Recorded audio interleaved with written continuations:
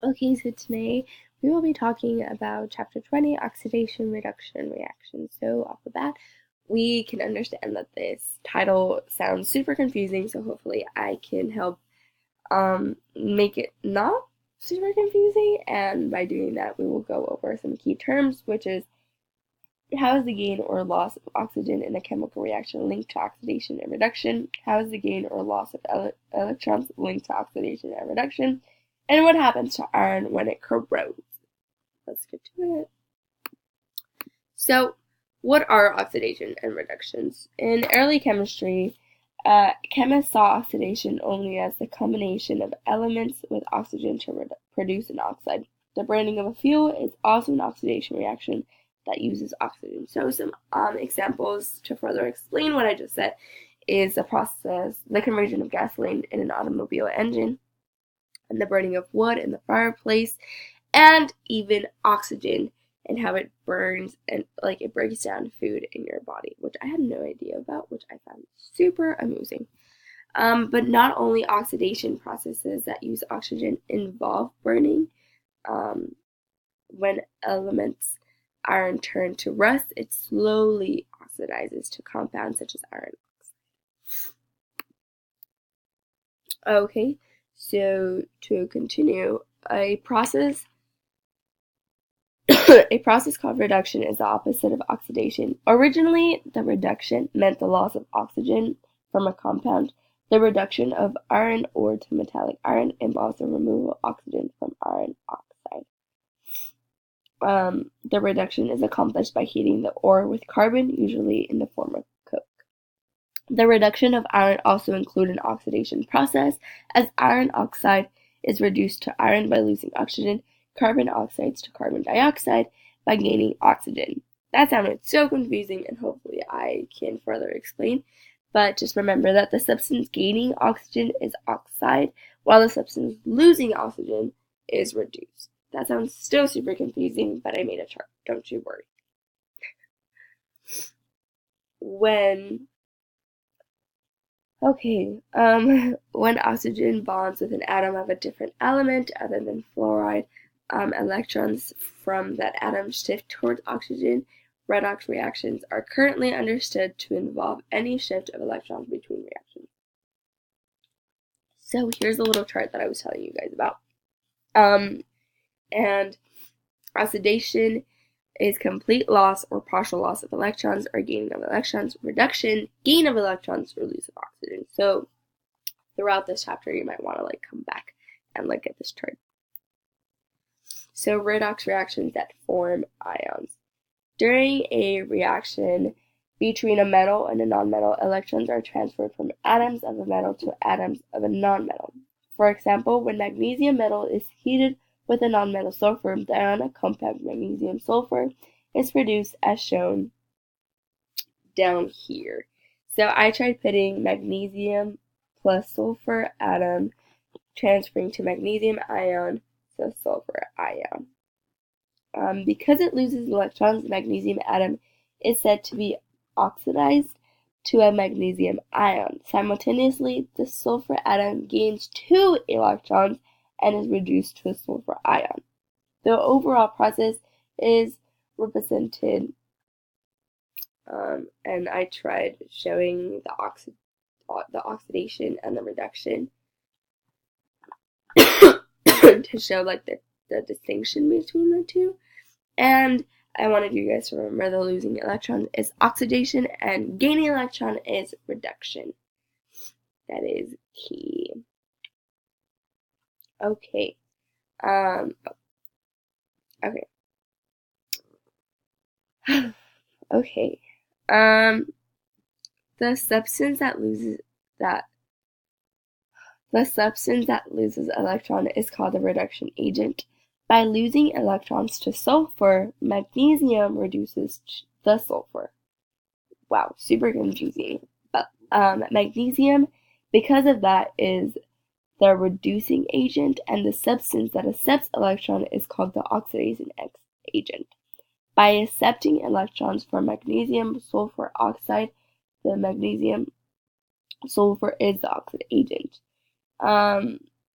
So I'm referencing back to like this equation in magnesium. Yeah. And something like super cool that I found in the book that like could help us understand better is Leo the lion goes grr.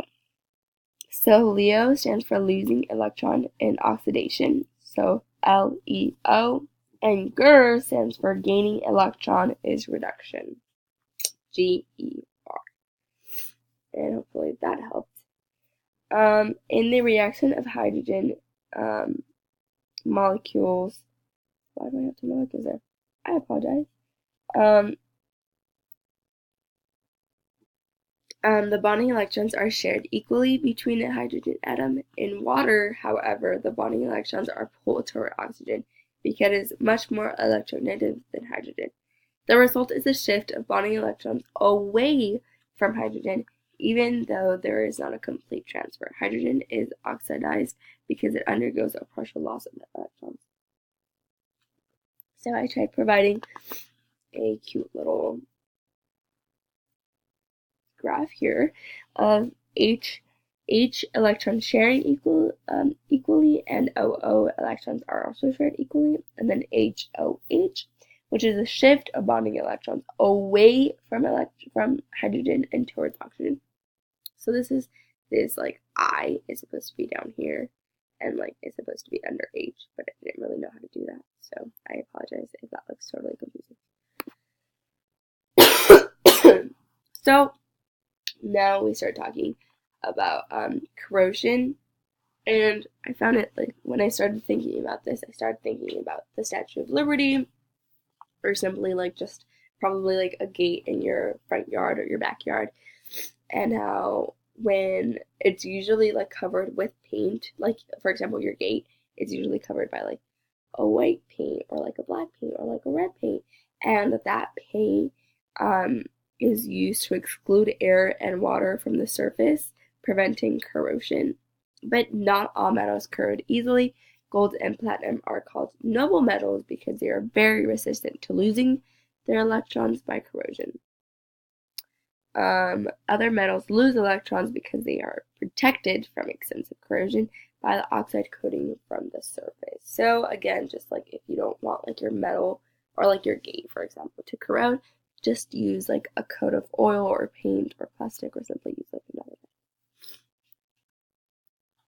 Chapter 20.2 Oxidation Numbers. An oxidation number is a positive or negative number assigned to an atom to indicate its degree of oxidation or reduction. As a general rule of bonding atoms, oxidation number is a charge that it would have in the bond were assigned to atoms of more electronegative elements. I tried putting like an example of the rules that the book provided, which I found super helpful. But I do want you guys to remember the general rule. And like I said before, a bonding of atom's oxidation number is a charge that it would have if the electrons in the bond were assigned to the atom of the more electron element. Cool. Because water is a molecular compound, no ionic charges are associated with its atom. However, oxygen is reduced in the formation of water. Oxygen is more electronegative than hydrogen, so in water, the two shared electrons in the HO bond are shifted towards oxygen and away from hydrogen. And I wanted to key point that oxidation numbers are often written above the chemical symbol in a formula such as H2O with a little +1 above the H and a -2 above the O. An increase in the oxidation numbers of an atom or ion indicates oxidation. A decrease in the oxidation number of an atom or ion indicates reduction. I am so sorry, I'm like super sick. Section 3. How do we identify them? Well, many single replacement reactions, combination reactions, and decomposition reactions, and combustion reactions are redox reactions. Their classes include all other reactions in which no electrons transfer occurs. For example, double replacement reactions and acid-bases reactions are not redox reactions.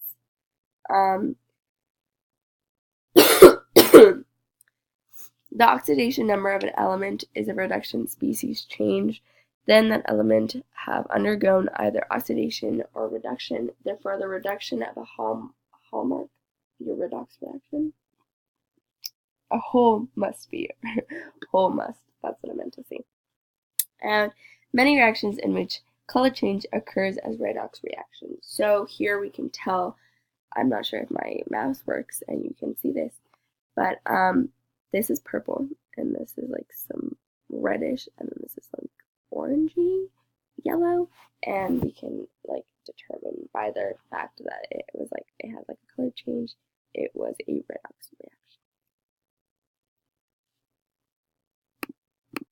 Okay, so how do we, well, now we move on to the oxidation number changes, and like I was talking about, like the classes that they have, which was two different ones. Here's one method of balancing a redox equation by comparing the increase and decrease in oxidation number. So step 1, start with the skeleton equation. Secondly, identify which atoms or oxides are reduced. 3, bracket. 4, make the total increase in oxidation numbers equal. And 5, make sure that the equation is balanced. And by balancing, you can just use your like previous knowledge of like the way we balanced other chemical reactions or like equations. And then secondly, we can use the half reactions. A half reaction is a method in an equation showing just the oxidation or just a reduction that takes place in a redox reaction. In the half reaction method, you write and balance the oxidation and reduction half reactions separately before combining them into a balanced reaction. To balance a redox reaction using the half reaction method, write separate half reactions from the oxidation and the reduction. After you balance the atoms in each half reaction, balance electrons gaining in the reduction with electrons lose the oxidation. So that's just like a cute little key reminder. So step 1, write the unbalanced equation. Step 2, write separate half reactions from the oxidation and reduction. Step 3, balance. Step 4, add. Step 5, multiply. Step 6, add the balanced half of reactions to show an overall reaction. And seventh, and finally add the section ions and balance the equation. But now, how do we choose them? Because, I mean, that's confusing, right? Like, they both practically do the same thing, right? Well, some redox equations, such as, like the other ones that I've shown you, are simple enough to balance by inspection, but balancing by oxidation number changes usually work well if the oxidized and reduction species appear only once on each side of the equation and no acid or bases are involved. However, in some redox reactions, the same element is both oxidized and reduced. In the reaction of bromine with a base such as KOH, elemental bromine is simultaneously oxidized from 0 in Br2 to +5 in KBrO3 and reduced from 0 in Br2 to -1 in KBr. That sounded so confusing. I'm so sorry. But you can tell from the coefficients in the balanced equation that it is not easy to balance. Equations such as this one and equations for reactions that take place in acid or alkaline solutions are best balanced by the half reactions. So if it looks complicated, go to the half. If you can kind of like eyeball it, but like not really. And if it doesn't have acids or bases, then I would encourage to use number changes. And that is the conclusion. Thank you. I apologize for all the coughing and all the terrible voices. I'm really sick, but hopefully this worked. Alright, thank you.